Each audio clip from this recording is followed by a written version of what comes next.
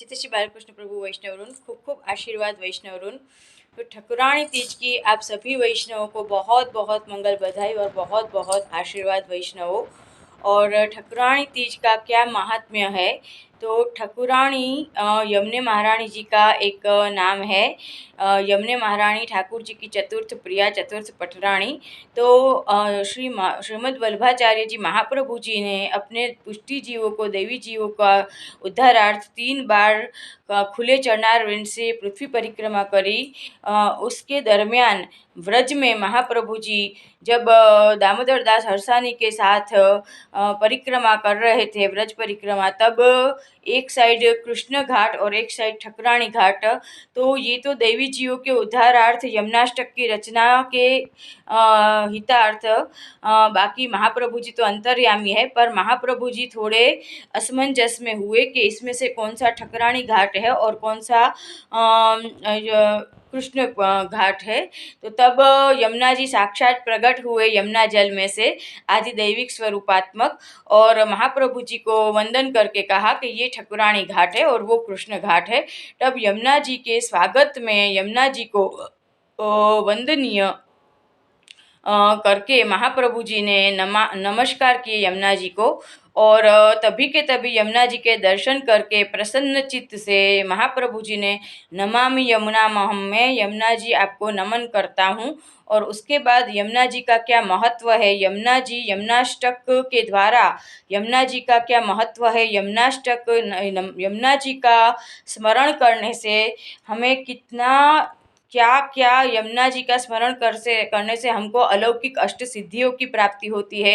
यमुना जी के स्मरण करने से मुकुंद रति वर्धनी, हम मुकुंद मतलब के ठाकुर जी के ठाकुर जी तो हम सबको प्रिय है ही वल्लभ की कृपा से, पर हम भी ठाकुर जी के प्रिय होते हैं यमुना जी की कृपा से, और अष्ट अलौकिक सिद्धियों की हमको प्राप्ति होती है। स्वभाव विजयो भवेत् वदति वल्लभ श्रीहरे, वदति वल्लभ श्रीहरे। महाप्रभु जी खुद आज्ञा करते हैं कि यमुना जी के जो पाठ है, यमुना जी का स्मरण करने से प्रसन्न चित्त से हमें हमारे स्वभाव पे विजय मिलती है। जो हमारे स्वभाव के अंदर ये प्राकृत लौकिक संसार के बीच में हमारे अंदर जो काम, क्रोध, लोभ, मोह, मद, मत्सर, इन सब वायरस का जो सम्मिश्रण है, जो हमें हमारे अलौकिक उत्थान में व्याधा बनते हैं, उसमें यमुना जी के स्मरण से हमको स्वभाव में विजय प्राप्त होती है।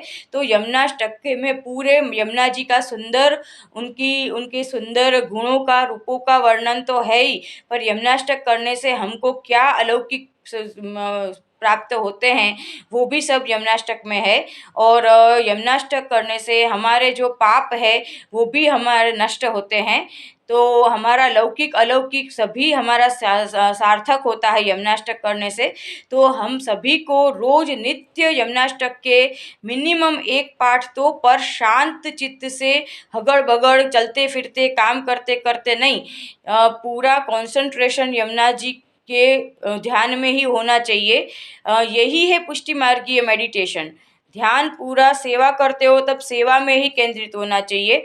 पाठ कर रहे हो, माला कर रहे हो तो माला कर रहे हो, पर माइंड आपका कहीं और डाइवर्ट है, 10 जगह घूम के आ गया, ऐसा नहीं। तो यमुनाष्टक का भले एक पाठ करो, पर पूरा चित्त मन हमारा उसी में फोकस होना चाहिए हमारा, बराबर है। और पूरा हमें जब यमुनाष्टक कर रहे हैं तो इतने अगड़ बगड़ भी नहीं कि जल्दी कर ले, पतावट नहीं, एकदम शांति से फोकस उसके ऊपर, ध्यान पूरा यमुनाष्टक के अंदर, और शांति से और प्रसन्न चित्त से। नमामि यमुना महम सकल सिद्धि हेतु मुदा, मुदा मतलब के पॉजिटिव वाइब्स के साथ, प्रसन्न चित्त के साथ और निष्काम भाव से, किसी भी स्वार्थ के भाव से नहीं। इस तरह से आप डेली एक यमुनाष्टक भी करो तो आपका, और श्लोक प्रोनाउंसिएशन भी प्रॉपर शुद्ध होने चाहिए।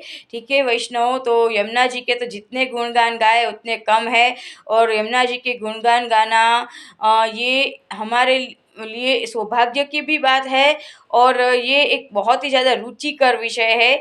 इतना रुचिकर विषय कि पूरी पृथ्वी पूरा पृथ्वी रूपी पेज हो, और जो है कल्प वृक्ष की डाली रूपी लिखावट की शाई हो ना तो भी कम पड़ जाए, इतना रुचिकर विषय है ये। तो आज का दिन मेरे लिए भी बहुत ज़्यादा स्पेशल है। मुझे बहुत ज़्यादा यमुना जी यमुना ठाकुरानी का तीज की आप सभी को बहुत बहुत मंगल बधाई। वैष्णव खूब आशीर्वाद।